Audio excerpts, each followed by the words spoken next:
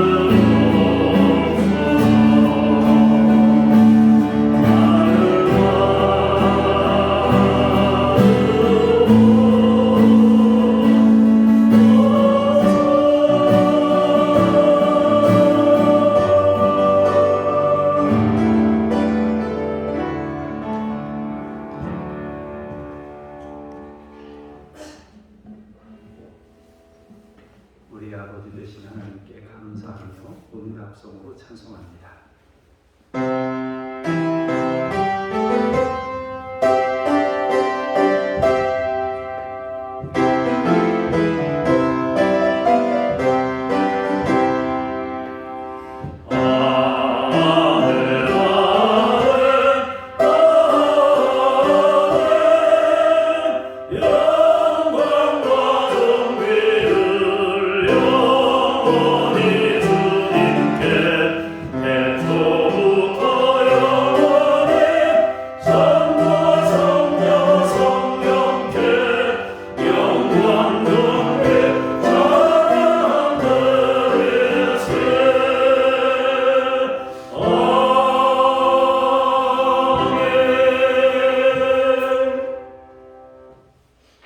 우리가 사방으로 우겨쌈을 당하여도 쌓이지 아니하며 답답한 일을 당하여도 낙심하지 아니하며 박해를 받아도 버림받지 아니하며 거꾸로 뜨림을 당하여도 망하지 아니하고 우리가 항상 예수의 죽음을 몸에 짊어짐은 예수의 생명이 또한 우리 몸에 나타나게 하려 함이라. 아멘. 언제나 우리의 생명 되시는 주님을 찬송하며 우리 안에 생명을 창조하여 주옵소서. 예수 그리스도 이름으로 기도합니다. 아멘.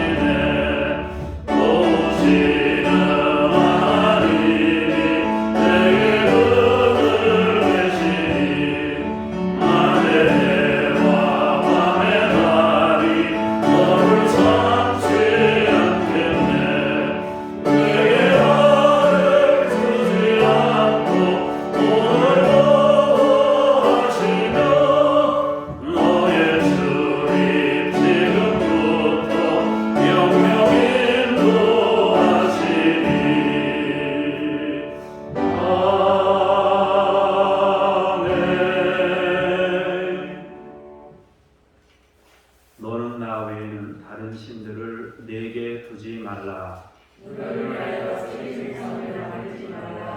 너는 내 하나님 여호와의 이름을 망령되게 부르지 말라. 안식일을 기억하여 거룩하게 지키라. 내 부모를 공경하라. 살인하지 말라. 간음하지 말라. 도둑질하지 말라. 내 이웃에 대하여 거짓 증거하지 말라. 내 이웃의 집을 탐내지 말라. 아멘.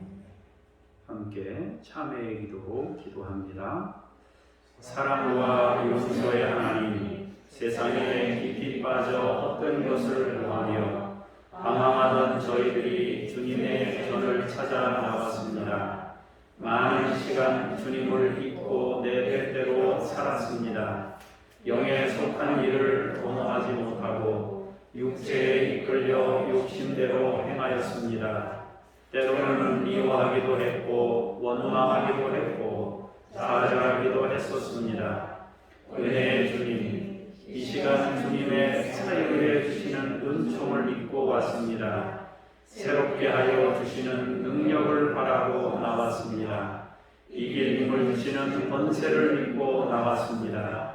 저희를 용서하시고 정결하게 하사 주님을 뵙게 하옵소서. 예수님의 이름으로 기도합니다. 아멘. 여러분 아시는 죄를 침묵으로 기도하겠습니다.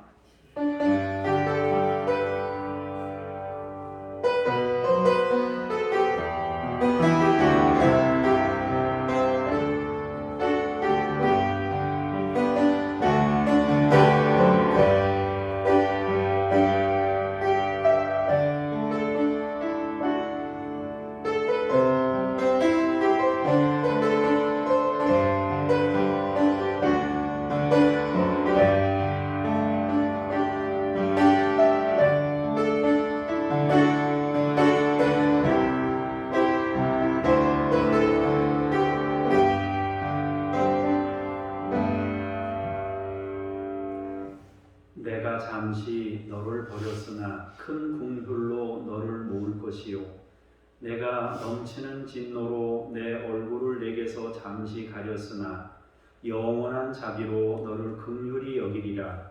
내 구속자 여호와께서 말씀하셨느니라. 아멘. 신앙 고백합니다. 나는 전능하신 아버지 하나님 천지의 창조주를 믿습니다. 나는 그의 유일하신 아들 우리 주 예수 그리스도를 믿습니다.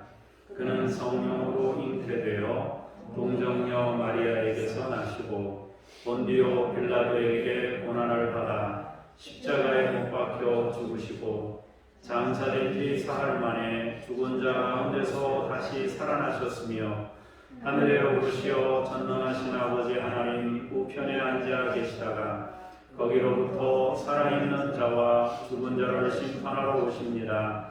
나는 성령을 믿으며 거룩한 공교회와 성도의 교제와 죄를 용서받는 것과 몸의 부활과 영생을 믿습니다. 아멘. 자리에 앉으셔서 기도하겠습니다. 거룩하신 하나님, 부활의 은총을 드리는 성도님들이 주님 앞에 나와왔습니다. 충만한 사랑으로 계셔서 영광을 받으시옵소서. 이 시간 저희들의 눈을 열어주셔서 새하늘의 소망을 보게 하시고 가슴을 열어 사랑의 불꽃으로 피어오르게 하옵소서. 여호와 경외하는 법을 배워 우리의 삶에서 언제나 하나님의 존재를 인정하고 하나님 안에서 살게 하옵소서. 말씀하시는 하나님을 만나 말씀을 듣고 그 말씀에 순종하는 인생이 되게 하옵소서. 질병으로 고통하는 가족들을 건져주시고 우리의 자녀들에게는 범사의 복을 내려 주옵소서. 우리보다 더 아름다운 믿음의 인생을 걷는 자녀들이 되게 하옵소서.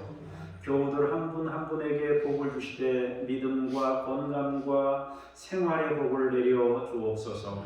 우리 교회를 참교회로 세우시고 예수 생명 공동체가 되게 하옵소서. 우리의 구원 되시는 주 예수 그리스도 이름으로 기도합니다. 아멘.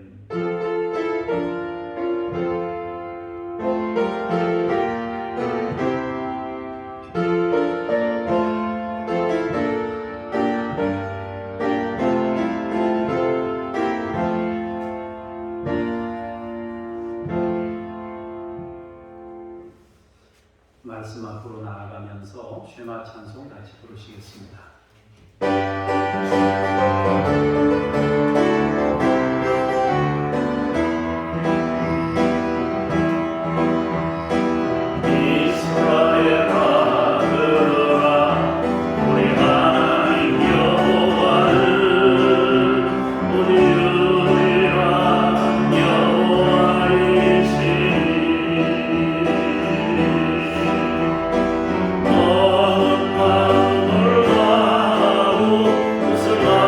오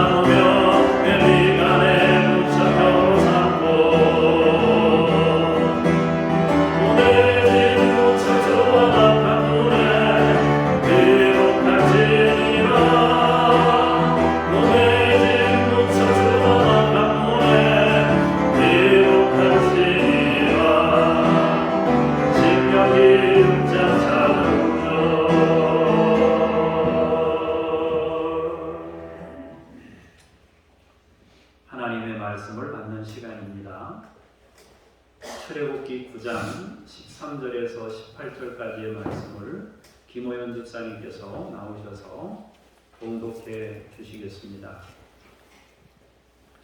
여호와께서 모세에게 이르시되 아침에 일찍이 일어나 바로 앞에 서서 그에게 이르기를 히브리 사람의 하나님 여호와의 말씀에 내 백성을 보내라. 그들이 나를 섬길 것이니라. 내가 이번에는 모든 재앙을 너와 내 신하와 내 백성에게 내려 온 천하에 나와 같은 자가 없음을 내가 알게 하리라. 내가 손을 펴서 돌림병으로 너와 내 백성을 쳤더라면 내가 세상에서 끊어졌을 것이나 내가 너를 세웠음은 나의 능력을 내게 보이고 내 이름이 온 천하에 전파되게 하려 하였음이니라. 내가 여전히 내 백성 앞에 표만하여 그들을 보내지 아니하느냐. 내일 이맘때면 내가 무거운 우박을 내리리니 애굽 나라가 세워진 그날로부터 지금까지 그와 같은 일이 없었더라. 아멘. 네, 감사합니다. 광명 권사님께서 나오셔서 출애굽기 9장 19절에서 21절까지의 말씀을 봉독하겠습니다. 이제 사람을 보내어 네 가축과 네 들에 있는 것을 다 모으라. 사람이나 짐승이나 무릇 들에 있어서 집에 돌아오지 않은 것들에게는 우박이 그 위에 내리리니 그것들이 죽으리라 하셨다 하라 하시니라. 바로의 신하 중에 여호와의 말씀을 두려워하는 자들은 그 종들과 가축을 집으로 피하여 되었으나 여호와의 말씀을 마음에 두지 아니하는 사람은 그의 종들과 가축을 들에 그대로 두었더라. 감사합니다. 출애굽기 9장 22절에서 26절입니다. 여호와께서 모세에게 이르시되 너는 하늘을 향하여 손을 들어 애굽 전국의 우박이 애굽 땅의 사람과 짐승과 밭의 모든 채소에 내리게 하라. 모세가 하늘을 향하여 지팡이를 들매 여호와께서 우레소리와 우박을 보내시고 불을 내려 땅에 달리게 하시니라. 여호와께서 우박을 애굽 땅에 내리시매 우박이 내림과 불덩이가 우박에 섞여 내리니 심히 맹렬하니 나라가 생긴 그 때로부터 애굽 온 땅에는 그와 같은 일이 없었더라. 우박이 애굽 온 땅에서 사람과 짐승을 망원하고 밭에 있는 모든 것을 쳤으며 우박이 또 밭의 모든 채소를 치고 들의 모든 나무를 꺾었으되 이스라엘 자손들이 있는 그곳 고센 땅에는 우박이 없었더라. 아멘. 주님을 찬미합니다. 오늘도 하나님의 전에서 여러분들을 뵙게 돼서 대단히 반갑고 하나님의 은혜와 복이 여러분들에게 넘치시기를 주의 이름으로 축원합니다. 출애굽기는 모세 오경 중에 두 번째 책으로 이스라엘의 구원을 말씀하고 있습니다. 창세기는 창조와 족장 시대를 다루고 있기 때문에 엄밀한 의미에서 나라는 아닙니다. 국가 개념의 역사는 출애굽기부터 시작됩니다. 그러나 성경이 신앙을 말씀하고 있고 하나님의 자기 계시라는 점에서 창세기는 큰 의미를 지닌다 하겠습니다. 하나님의 창조와 하나님께서 선민을 선택하신 부분이 잘 언급되어 있기 때문입니다. 그리고 그 선민을 통해 열방을 구원하시려는 하나님의 마음도 잘 나타나고 있습니다. 하나님은 아브라함을 아브라함으로 새롭게 이름을 붙여주심으로 열국의 아버지라고 부르셨다고 말씀합니다. 하나님께서 원하시는 일은 인간이 하나님의 형상을 회복하는 일입니다. 창조의 본래의 모습으로 회복시켜서 영원한 안식, 참된 안식, 즉 하나님의 품 안에서 사는 것을 원하고 있습니다. 그것은 여호와를 경외하는 사람이 되는 일입니다. 쉽게 표현하자면 하나님을 인식하면서 사는 사람을 말해요. 우리가 어떤 행동을 할 때 그냥 해버리는 게 아니라 내가 하나님의 사람인데 혹은 하나님이 지금 나를 보고 계신데 이 의식이 내 안에 있느냐 없느냐에 따라서 우리의 행동이 달라질 수 있어요. 하나님은 계신 분이고 하나님은 전능하신 분이고 하나님은 정의로우신 분이고 하나님은 모든 것을 알고 계시고 우리는 그분의 존재를 믿으며 사는 사람들입니다. 여러분이 부당한 일을 행하거나 죄를 지을 때 제일 두려운 게 뭐예요? 여러분이 죄를 지을 때 제일 두려운 부분이 뭔가요? 이거 경찰한테 걸리면 어떡하지? 뭐 그런 거 보다 하나님이 가장 두렵잖아요. 다른 사람한테는 다 속여 넘어가도 하나님 앞에 이것이 그냥 넘어갈 수 없다는 걸 아니까 우리가 하나님을 인식하고 살아가잖아요. 그죠? 또 우리가 행동할 때 가장 의식하는 분은 하나님이 되어야 되는 거죠. 그래서 저도 한번 질문해 봤어요. 내가 인생을 살면서 하나님을 가장 많이 인식하면서 사는 사람입니까? 라고 질문을 했는데 막 설교를 작성할 때 이렇게 해야 된다. 하나님을 의식하면서 살아야 됩니다. 라고 전하려고 하다 보니까 마음 한구석이 뭐가 걸리는 거예요.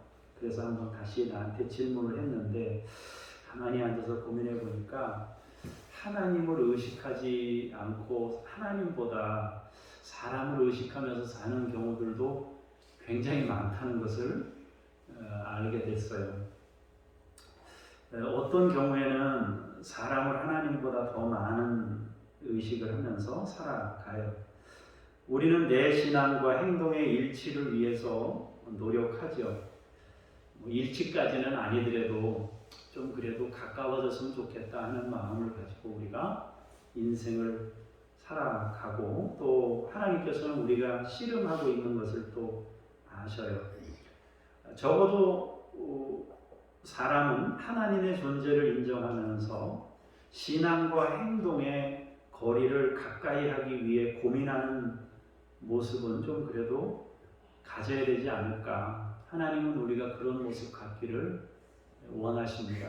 우리가 완전한 상태는 아니더라도 내가 믿는 신앙과 내 행동이 되도록이면 가까워지고 또 어떤 행동을 할 때 하나님을 좀 의식하면서 그분을 인식하면서 사는 모습, 그것이 하나님이 원하시는 길이고 또 우리가 그렇게 인생을 살아야 마땅하겠다 싶습니다.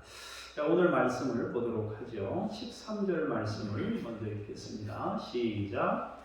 여호와께서 모세에게 이르시되 아침에 일찍 일어나 바로 앞에 서서 그에게 이르기를 우리 사람의 하나님 여호와의 말씀에 내 백성을 보내라 그들이 나를 섬길 것이니라. 아멘. 하나님께서 모세를 통해 바로에게 다시 말씀하셔요. 방금 읽은 말씀을 세 부분으로 나눠보면 아주 중요한 말씀들을 다루고 있어요. 첫 번째로는 히브리 사람의 하나님, 두 번째로는 내 백성 보내라, 세 번째로는 나를 섬길 것이다. 이건 자주 반복됐어요. 그러니까 그 출애굽기의 재앙이 계속 반복될 때 이 내용은 계속 똑같이 등장하고 있는 내용입니다. 히브리 사람의 하나님, 내 백성을 보내라, 나를 섬길 것이다. 이 내용이 반복되고 있어요. 하나님께서는 히브리 사람들을 어떤 목적을 가지고 부르셨다는 거죠. 히브리 사람의 하나님, 그들을 목적을 가지고 불렀어요. 그들은 내 백성이다. 그들은 나를 섬긴다.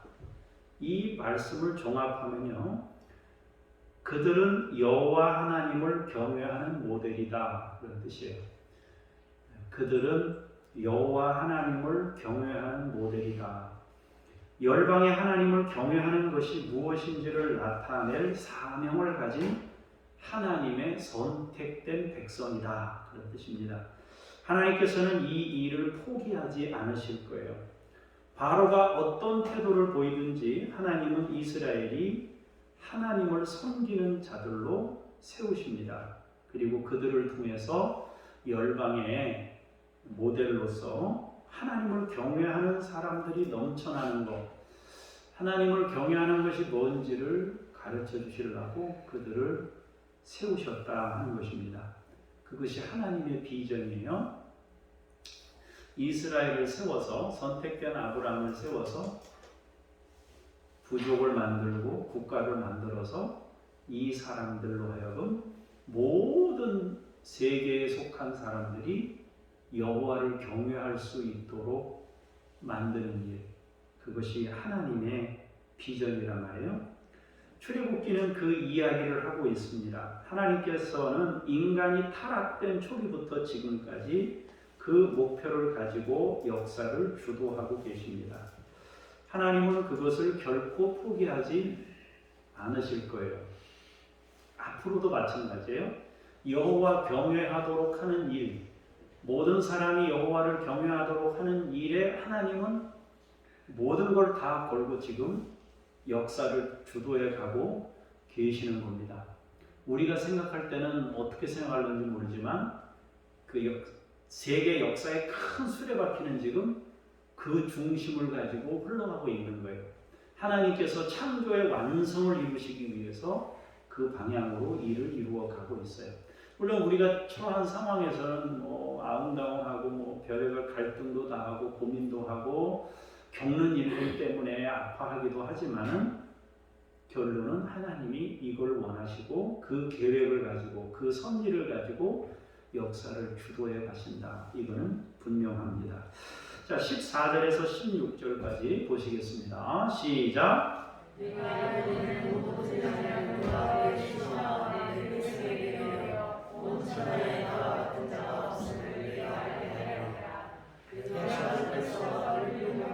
너와 내 백성을 쳤더라면 네가 세상에서 끊어졌을 것이나 내가 너를 세웠음은 나의 능력을 내게 보이고 내 이름이 온 천하에 전파되게 하려 하였음이니라. 아멘. 자, 하나님께서 재앙을 일으키신 목적을 분명히 하고 있습니다. 자, 첫 번째 목적이 뭐예요? 14절에 보시면 나와 있습니다.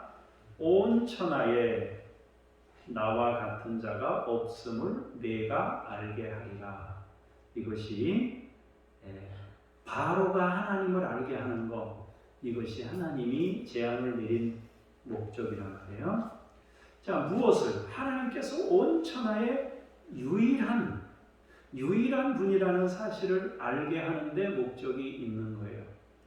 자, 두 번째 목적은 뭐예요? 16절에 내가 너를 세웠음은 나의 능력을 너에게 보이고 내 이름을 온 천하에 전파되게 하려 하였습니다. 바로에게만 여호와 하나님이 절대 주인 것을 알리는 게 아니라 그걸 통해서 열방의 모든 사람들이 여호와 하나님이 진짜 신이다, 이것을 알도록 하시려고 그렇게 하셨다는 거예요. 하나님의 방향과 목적은요 항상 일정해요. 그것이 인간의 구원이기 때문에 그런 것이에요. 사람들이 하나님을 알아서 그 형상을 회복하여 자유를 얻게 되는 것입니다. 얼마나 사람들이 묶여 사는지, 어딘가에 매여 사는지 하나님을 만나야 우리가 매여 사는 것을 알 수 있단 말이에요. 자신들이 매여 사는지도 몰라요. 해방을 얻어야 되는 존재인지도 모르고 사는 거예요. 묶여가지고. 참 그런 거 보면은 너무 안타깝고 안 된 일인데요. 어쨌든 하나님의 방향은 우리가 하나님 형상 회복해서 새로운 사람으로 또 자유를 얻은 사람으로 서는 것이다. 그래서 요한복음에서도 뭐라고 말씀하셔요? 진리를 알아야 진리가 너희를 자유롭게 한다 그러잖아요. 진리를 알아야 자유가 있는 거예요. 자, 15절을 다시 한번 읽어보겠습니다. 15절 같이 보겠습니다. 시작. 내가 하늘에서 능력으로 너와 내 백성을 쳤더라면 내가 세상에서 끊어졌을 것이나. 네, 여기 보면은 멸망이 목적이 아니라는 것을 말씀하셔요. 멸망이 목적이었다면은 여러 번 재앙을 반복할 이유가 없어요.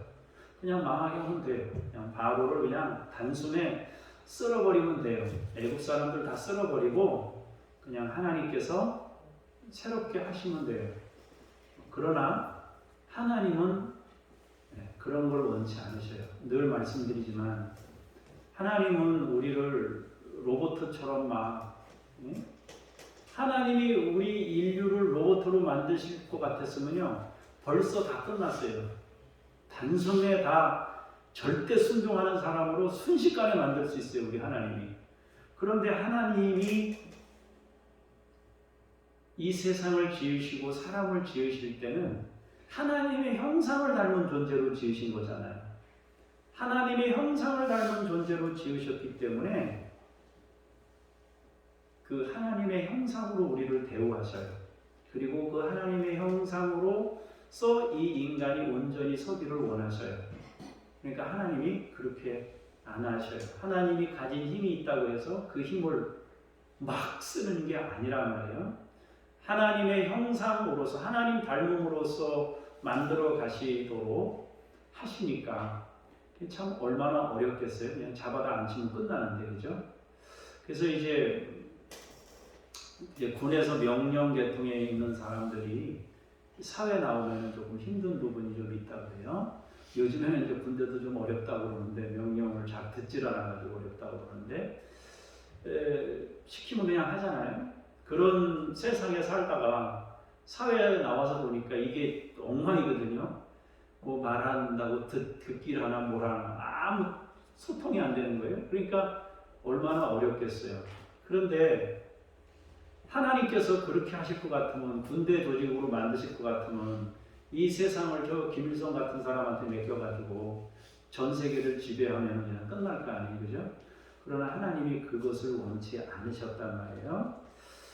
그래서 하나님께서는 그 목적 자체가 해방이 목적이고 하나님의 형상이 목적이기 때문에, 또 온 천하에 하나님이 유일하신 분임을 알리는 것이었기 때문에, 하나님의 하나님 되심을 알리는 일이기 때문에 주님께서 굳이 이렇게 재앙을 한 번에 하는 게 아니라 반복해서 회복을 원하시고 있다는 거죠. 그렇게 하심으로 사람들은 간혹 누군가를 적으로 만들어 공격할 때 통쾌함을 느끼는 경향이 있어요. 이스라엘 백성들의 입장에서 보자면 애굽이나 바로는 대적자들이에요. 그들에게 원수를 갖고 처절하게 무너뜨리는 것이 속이 시원할 수 있을 거예요. 그리고 그것은 감동이 될 수도 있고 찬양하게 만드는 이유가 되기도 해요. 우리가 뭐 다른 나라는 몰라도 일본하고 해서 이기면 막 열광하잖아요. 그거랑 유사한데요. 그러나 하나님의 방향과 중심에는 사람들의 구원이 있다는 것을 우리는 늘 기억해야 합니다. 그것이 어느 누구라도 마찬가지예요. 심지어 우리와 대적의 관계에 있는 사람일지라도 하나님의 마음에는 항상 그 사람의 구원과 하나님의 형상으로서의 회복에 대한 마음을 늘 가지고 계신다. 이것이 우리가 하나님을 바로 보는 것이 될 겁니다. 하나님께서는 때로 이 땅에 사는 동안에도 심판을 간접적으로 경험하게 하셔요. 실제로 엄중하게 책임을 묻기도 하십니다. 그래도 하나님의 마음은 언제나 우리의 구원을 향하고 있어요. 그래서 심판을 행하시는 것처럼 하고, 어떤 때는 굉장히 어려운 가운데로 우리를 밀어넣기도 하시지만은, 그래도 하나님의 마음은 언제나 우리의 구원에 관심이 많으시다 하는 거예요. 지금 하나님께서 이스라엘 백성들을 해방시키시는 이유는 그들이 여호와를 경외하게 하는 데 있습니다. 그리고 그들이 여호와를 경외함을 통해서 모든 열방에게 모델이 되게 하는 것입니다. 결국 하나님의 마음은 열방에 있고 바로와 애굽인들에게까지도 향하고 있다 하는 것입니다. 자, 17절에서 19절을 보시겠습니다. 시작. 내가 여전히 내 백성에게 평안하여 그들을 내지 아니하느냐. 내 입만 되면 내가 오고 너를 내리니 내가 주를 날고 지금까지 떠나는 일이 없었다. 이제 저를 보내어 내 족자와 내 입에 있는 것을 나오라. 사람이나 짐승이나 물에 있어서 집에 들어오지 않는 것들에게는 너가 그에게 내리니 그것들이 죽으리라 하셨다. 아멘. 하나님께서 모세를 통해서 말씀하십니다. 내가 여전히 내 백성 앞에 교만하여 그들을 보내지 않느냐. 내일 이맘때면 내가 무거운 우박을 내리겠다. 그럽니다. 그것은 역사 이래로 한 번도 본 적이 없는 어마무시한 것이 될 것이라고 하십니다. 그러면서 사람에게 가축을 놓으라고 당부합니다. 우리는 세 가지 점을 주목할 필요가 있는데요. 첫째로는 재앙이 있는 사실을 미리 알리는 거예요. 재앙을 미리 말씀하셔서 현재의 상태와 운명을 가르쳐 주시는 겁니다. 너의 운명은 이거다. 현실 인식을 제대로 가질 수 있도록 하나님은 말씀하셔요. 언제나 그래요. 우리가 내가 어느 위치에 있는지를 알아야 그때부터 방향도 찾고 갈 곳도 찾는 거 아니겠어요? 내가 어느 정도 위치에 있는지를 모르면 갈 곳도 모르는 거죠. 내가 죄인이라는 걸 알아야, 내가 이대로 가면은 지옥으로 가는 걸 알아야 방향을 바꾸든지 할 거 아니에요? 그래서 미리 알리시는 건 굉장히 중요하고요. 두 번째로는 이제 유예하시는데요. 재앙을 내린다고 미리 알려주시면서 하루 동안 유예하심으로써 이제 돌이킬 기회를 주시는 거예요. 하나님께서는 언제든지 그러셔요. 바로 뭘 집행하거나 그러시는 법이 없어요. 적어도 여러 차례, 수차례 하나님이 말씀하셔요. 우리가 때로는 이제 이런 재앙이든 뭐든 그런 유사한 형태의 어떤 어려움을 우리가 겪을 때 보면요. 이미 그거 겪기 전에 10번, 20번 하나님으로부터 음성을 들었는데도 그걸 무시했던 결과인 경우가 대부분이에요. 그래서 하나님이 이 유예하신다는 것이 굉장히 중요한 것이고요. 그 다음에 세 번째로는 이제 피하도록 하시는데요. 사람들을 보내서 우박이 내린다는 사실을 설명해 주는 거예요, 미리. 그래서 피하도록. 가축이든 사람이든 집안에 들이도록 하여서 피해를 입지 않도록 하셔요. 처한 상황을 알려주시고 정확하게 또 재앙을 유예하심으로 돌이킬 기회를 주시고 혹시 바로가 고집을 부릴 경우라 해도 사람과 짐승이 대피하도록 우박이 내리면 그걸 대피할 수 있도록 또 당부하셔요. 하나님의 말씀은 전해졌고 돌이킬 수 있는, 대비할 수 있는 시간까지 충분히 제공이 되었어요. 그리고 재앙이 임해도 생명을 잃지 않도록 모든 조치까지 말씀을 하셨어요. 이제 남은 건 뭐예요? 사람들이 어떤 반응을 하느냐에 따라 달라지는 것이죠. 자, 20절, 21절을 보시겠습니다. 시작. 하루의 신라 중에 여호와의 말씀을 두려워하는 자들은 그 종들과 가축을 집으로 피하여 들였으나 여호와의 말씀을 마음에 두지 아니하는 사람은 그의 종들과 가축을 들에 들여놓더라. 아멘. 자, 전해진 하나님의 말씀은 곧 현실이 됩니다. 우리는 기억해야 됩니다. 말씀은 반드시 우리의 현실이 되는 것입니다. 그러므로 말씀을 귀히 여기고 말씀을 마음에 두는 일은 너무 중요한 일입니다. 얼마 전에 코로나 주사 이것 때문에 어떤 간호사 한 분이 안타까운 일이지만 이렇게 조금 부작용으로 힘든 분이 한 분 계셨어요. 그러니까 남편이 막 힘든 거예요. 하루라고 했나요? 한 달이라고 했나요? 병원비가 300만 원씩 들어간다고 그러잖아요.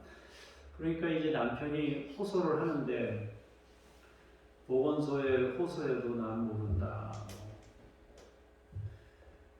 시청에 가서 얘기해도 우리는 담당 부서가 아니다. 이러고 질병관리청인가요? 그쪽에다 얘기해도 120일 걸려야 심사를 마쳐야 한대.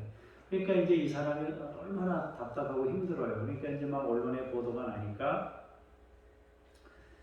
대통령께서 한마디 하셨어요. 이거는 도와줘야 된다. 그러니까 그냥 하루 만에 그냥 다 해결되는 거예요. 모든 게. 뭐가 옳고 그른 거는 난 잘 모르겠고요. 대통령 한마디 말이 현실이 된단 말이에요. 하나님이 말씀하신 것은요, 곧 결과로 나타나는 거예요. 대통령의 말 한마디가 막 모든 걸 바꾼 것처럼 하나님의 말씀은 그 말씀 자체가 곧 우리의 결과로 현실로 나타난다는 거예요. 그러므로 말씀을 귀히 여기고 말씀을 마음에 두는 일은 너무 중요한 것입니다. 성경은 사람들이 두 부류로 나뉜다고 말씀하셔요.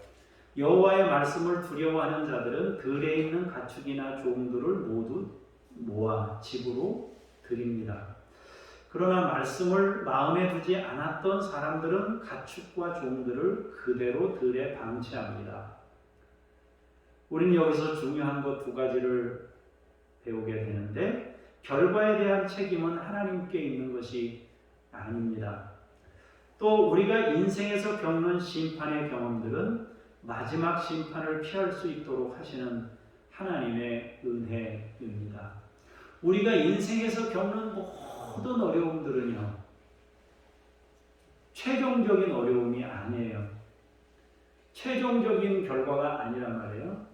최종 결과는 우리가 생명을 마치고 하나님 앞에 서는 날 최종 결과예요. 그러니까 우리가 인생에서, 이 세상에서 겪는 모든 어려움이 우리에게 득이 될지 실이 될지는 그때 가봐야 아는 거예요. 어떤 사람은 이 땅에서 굉장히 많은 유익들을 누리며 살았는데 주님 앞에 갔는데 빈털터리가 될 수도 있어요. 어떤 사람은 인생에서 숱한 고생을 했는데 하나님 앞에 갔을 때 놀라운 결과를 얻는 사람도 있어요. 우리가 다 아시다시피 예수님도 그 말씀을 하셨잖아요. 부자와 나사로의 비유를 통해서 말씀하셨어요. 너는 살아있을 때 부자에게 얘기하잖아요. 이 좋은 거 다 받아 누렸다. 그런 얘기하시고, 나사로는 세상에 있을 때 그거 누리지 못했다. 그래서 여기서 지금 아브라함의 품에서 즐겁게 살아가게 될 거다라고 하나님이 말씀하셨어요. 만일 누군가가 우박재앙으로 농사가 망하고 가축이 죽었다면 심각한 피해로 인해서 마음도 아프고 힘들 수 있어요. 그러나 그가 그 경험을 통해 자신을 알고 하나님을 알게 된다면 최후의 심판에서 건진받을 수도 있습니다. 그래서 우리는 인생에서 겪는 어떤 단순한 한 가지 결과나 한 가지 사건이나 이런 것들로 인해서 그걸 막 지나치게 심각하게 받아들이거나 또 그것을 그렇다고 해서 너무 가볍게 받아들이거나 그렇지 않았으면 좋겠습니다. 자, 22절에서 24절의 말씀을 보겠습니다. 시작. 여호와께서 모세에게 이르시되 너는 하늘을 향하여 손을 들어 그 전 위에 우박이 이 땅에 있는 사람과 짐승과 바깥의 모든 짐승에게 대하여 모세가 하늘을 향하여 지팡이를 들이매 여호와께서 그 소리와 우박을 멈추시고 불을 내려 땅에 던지게 하시니라. 여호와께서 우박을 내려 땅에 내리시매 우박이 내림과 그 소리가 우박에서 떼어내린 힘이 나더니 나라가 생긴 그때부터 그 온 땅에는 그와 같은 일이 없었더라. 아멘. 결국 우박이 사람과 짐승과 채소 위에 내립니다. 그런데 우박이 내릴 때 세 가지 현상이 동시에 나타났습니다. 하나는 울의 소리가 막 크게 난 거예요. 두 번째로는 우박 덩어리가 내린 것이고, 세 번째는 불이에요. 불. 볼 수 있고 들을 수 있고 느낄 수 있는 강력한 현상을 동반하여 재앙을 보내셨습니다. 그냥 재앙만 보낸 게 아니라 이 육신의 우리 오감으로 느낄 수 있는 그런 강력한 것들을 보내셨습니다. 소리와 번개와 불과 그리고 우박덩어리, 육신이 충분히 느낄 수 있는 방식으로 말씀하셨습니다. 하나님의 존재를 인정하고 깨닫도록 역사하십니다. 성경에서 심히 맹렬하다는 표현과 나라가 생긴 이래로 처음 있는 일임을 말씀하시면 이것이 우연이 아니라 하나님께서 사람들에게 친히 행하신 일이라는 의미입니다. 25절에서 26절 말씀입니다. 시작. 너희의 하나님께서 사람과 짐승을 영원하고 밭에는 모든 것을 주시며 우바이도 밭의 모든 것을 주시고 그의 모든 악을 꺾으시되 이스라엘 자손들이 있는 그곳 고생 땅에는 우박이 없었다. 아멘. 성경은 우박이 애굽과 이스라엘을 구별하여 내렸다고 말씀하십니다. 애굽에 온 땅은 우박으로 쳤으나 고센 땅에는 우박이 없었습니다. 하나님은 여전히 하나님을 세상에 자신을 알리고 있습니다. 그리고 이스라엘은 하나님의 백성이라는 사실도 선언하고 있습니다. 사랑하는 성도 여러분, 우리는 기억해야 됩니다. 재앙의 반복은 결코 바로와 애굽을 곤경에 빠뜨리고 더 고통을 가중시키려 하심이 아닙니다.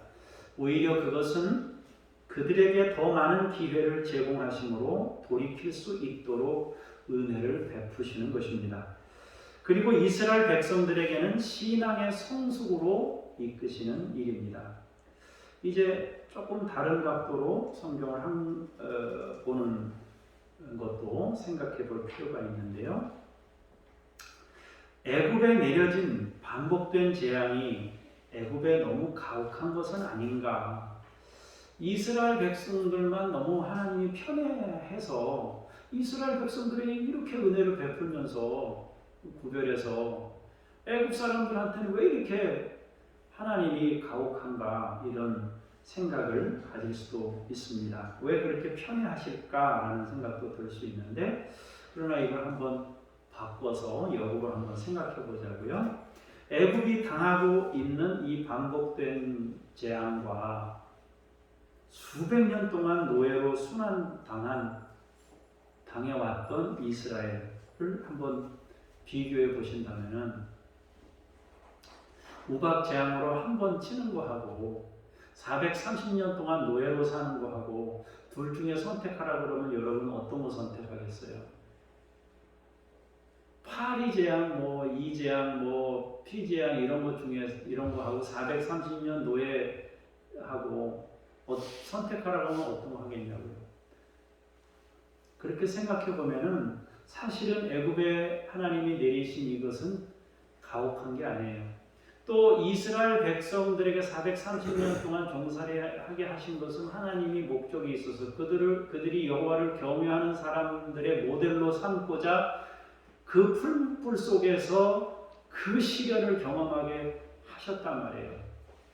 그러니까 우리가 이거 딱 놓고 봤을 때, 하나님이 애굽에만 너무 하시나, 이 단적으로 어떤 부분만 보고 우리가 평가할 수 있는 것은 아니에요. 우리가 한 부분만 보거나 일정 시간에 일어난 단순한 결과만으로 이익이냐 손해냐를 섣불리 말할 수 없습니다. 그래서 우리가 하나님의 그 신비로운 섭리를 너무 막 우리 기준으로 판단하고 이렇게 해서 성경을 잘못 해석하거나 내 인생을 너무 함부로 평가하거나 이렇게 하지 않는 것이 맞습니다. 그러므로 우리는 지금의 자리에서 하나님께서 내게 말씀하시는 음성을 듣는데 마음의 귀를 기울여야 합니다.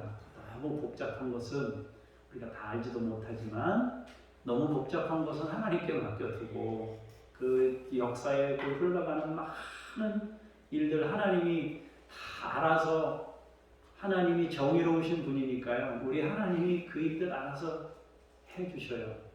그러니까 우리는 지금 나에게, 지금 내가 여기서 할 수 있는 일, 지금 나에게 하나님이 말씀하시는 건 뭔가에 대한 그것을 우리가 생각하고 내게 주어져 있는 영역과 시간 안에서 우리가 해야 할 일을 생각하고 하나님의 음성을 듣는 것이 필요하겠다라는 것입니다.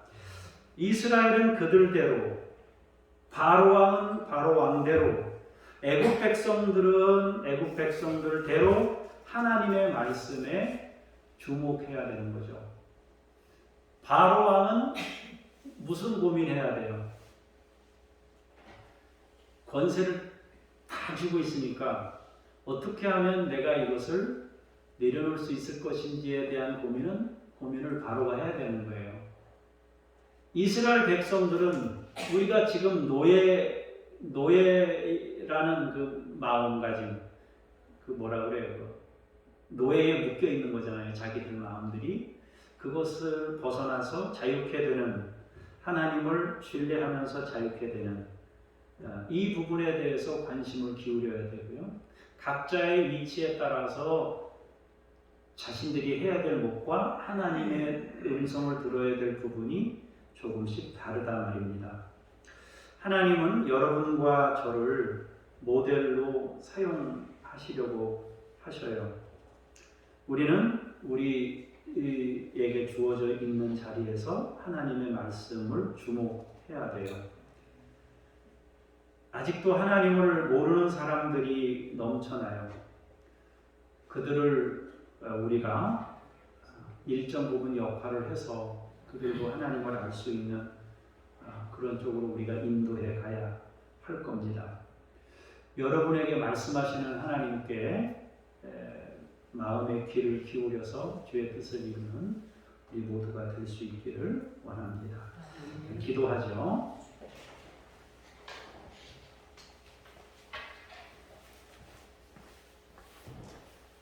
하나님 아버지, 여호와 경외하는 법을 배우며 사는 인생이 되기를 원합니다. 너무 거대한 하나님의 역사와 섭리를 우리가 함부로 평가하거나 내 중심, 내 입장에서만 판단하는 어리석음을 내려놓게 하시고 나의 삶의 자리에서 하나님의 음성을 듣고 그 말씀에 순종하는 그런 선택을 하면서 우리가 믿음의 삶을 살 수 있도록 함께해 주시옵소서. 감사드리며 예수 그리스도 이름으로 기도합니다. 아멘.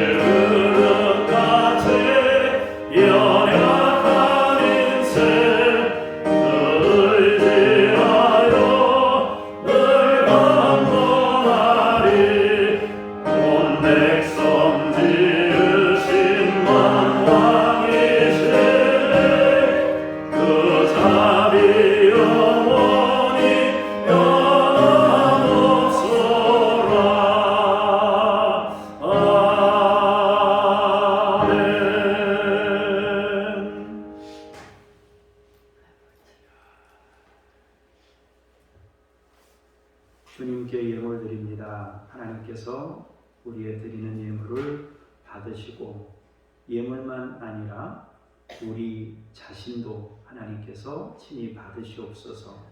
우리의 일주일의 삶을 주님께 올려드리오니 이 예물과 함께 받으시옵소서. 주 예수의 피로 씻어야 될 부분들은 씻어주시고 우리에게 풍성함으로 은혜로 베푸실 것이 있으면 하나님께서 더 크게 우리에게 베풀어 주시옵소서. 감사드리며 예수 그리스도 이름으로 기도합니다. 아멘. 하늘에 계신 우리 아버지, 아버지의 이름을 거룩하게 하시며 아버지의 나라가 오게 하시며 아버지의 뜻이 하늘에서와 같이 땅에서도 이루어지게 하소서. 오늘 우리에게 일용할 양식을 주시고 우리가 우리에게 잘못한 사람을 용서하여 준 것 같이 우리 죄를 용서하여 주시고 우리를 시험에 빠지지 않게 하시고 악에서 구하소서. 나라와 권능과 영광이 영원히 아버지의 것입니다. 아멘.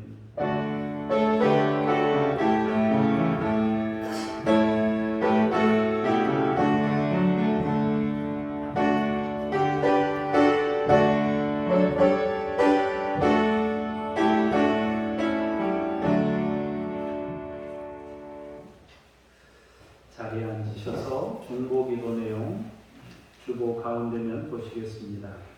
빈곤과 관계단절 문제가 해결되도록 위해서 기도하시기를 바랍니다. 1년에 2,500건 정도 사망자 중에 2,500건 정도가 연고자가 없는 사망, 죽었는데 장례를 치르려고 사람을 찾는데 사람이 없어요. 혼자 살다가 갔거나 아니면 가족들이 있어도 연락을 해도 받질 않거나. 그러니까 2,500명 이 무방비 상태로 있는 거예요. 이런 사람이 이렇게 많다는 거예요, 우리나라에.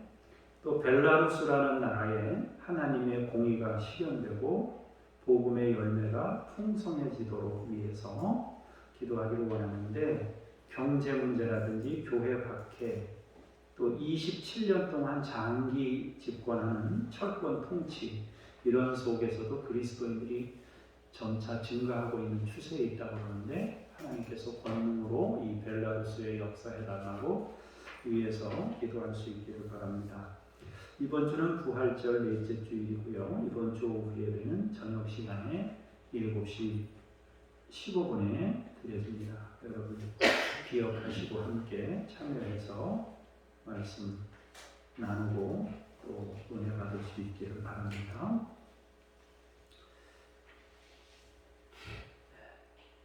제가 잠깐 기도하겠습니다. 하나님 아버지, 우리나라를 위해 기도합니다. 빈곤과 관계단절 문제로 무연고 사망자가 한 해 2,500건이나 됩니다. 하나님, 이런 문제 해결이 이루어지도록 주께서 인도하시고 은혜를 주시옵소서. 하나님 아버지, 벨라루스를 축복합니다. 경제 문제, 교회 박해, 27년간의 장기 철권 통치 중에도 그리스도인들이 증가하고 있습니다. 하나님이 도와주셔서 복음의 열매가 더 풍성해지고, 단순히 예수 믿는 사람 숫자만 늘어나는 게 아니라 사회 정의도 같이 이루어질 수 있도록 벨라루스에 복을 내리시옵소서. 하나님, 이성희와 북한 어린이들 포스터 밴드이지 믿음으로 주님이 양육하시고 이들 삶에 함께 하시고 간섭하시며 주님의 놀라운 구원으로 이들에게 역사하시옵소서. 김요엘 선교사님, 이웃 아저씨, 이동식, 성영숙 선교사님, 천애슐리 선교사님, 각자가 맡은 일들 감당할 때 은혜 베푸시고 능력 안에서 하나님의 일들을 이루어 가도록 역사하시옵소서. 우리 교우들 한 분 한 분을 주의 이름으로 축복합니다. 하시는 일마다 복 주시고 하늘나라에 대한 소망도 분명히 가지고 있지만 이 땅에 사는 동안에도 불편하지 않도록 하나님께서 큰 은혜와 복을 내려 주시옵소서. 언제나 영적으로 우리에게 붙여주신 모든 것들을 다스릴 수 있는 권세를 주셔서 하나님이 우리에게 복 주실 때에도 그것으로 인해 끌려다니거나 묶이는 삶이 아니라 하나님의 뜻 안에서 다스릴 수 있도록 영적 권능을 우리 교우들에게 부어 주옵소서. 자녀들에게 복 주셔서 어디에 있든지 안보해 주시고 하는 일마다 잘 되게 하시며 사람들, 좋은 사람들 곁에 붙여주시고 주께서 선한 걸음으로 인도해 주옵소서. 감사드리며 예수 그리스도 이름으로 기도합니다. 아멘. 다 같이 일어나셔서 찬송 부르시면서 성령님과 함께 우리의 삶의 자리로 힘차게 나아가십시다.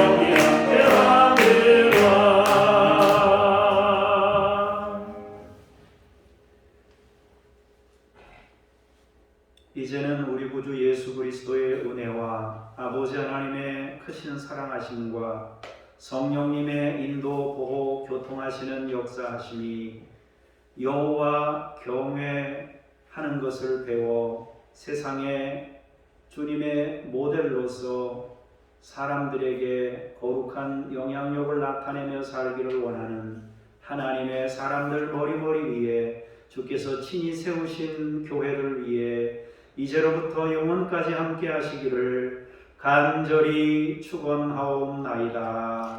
아멘.